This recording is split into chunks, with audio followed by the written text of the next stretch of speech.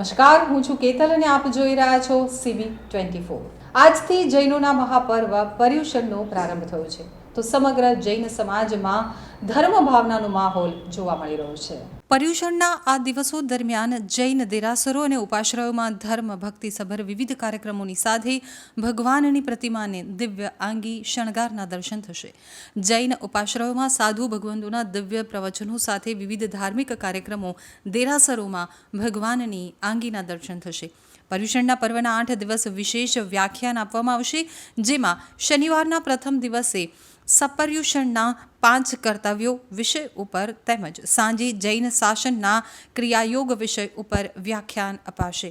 જૈન શ્રાવકો શ્રાવિકાઓ મુમુક્ષો સવાર સાંજે પ્રતિક્રમણ અને ભગવાનની પૂજા યોજાશે। તો મુમુક્ષો ઉપવાસ આયંબિલ એકાસણું 28 ક્ષીર સમુદ્ર તપ 16 ઉપવાસ માસ ક્ષમણ જેવી તપસ્યા થશે।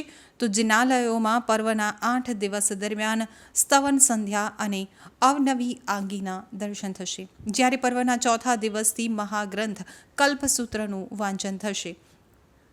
અમદાવાદના જૈન તીર્થધામોમાં પર્યુષણના મહાપર્વ દરમિયાન જપ તપ અને આરાધનાની હેલીના દર્શન થશે। ચતુર્માસ અર્થે પધારેલી આચાર્ય ભગવંતોના દિવ્ય પ્રવચનો દ્વારા શ્રદ્ધા ભક્તિસભર કાર્યક્રમો યોજાશે। 8 દિવસ સુધી આયોજિત વિવિધ કાર્યક્રમો દરમિયાન પર્યુષણના 5મા દિવસે ભગવાન મહાવીરનો જન્મ કલ્યાણક મહોત્સવ યોજાશે।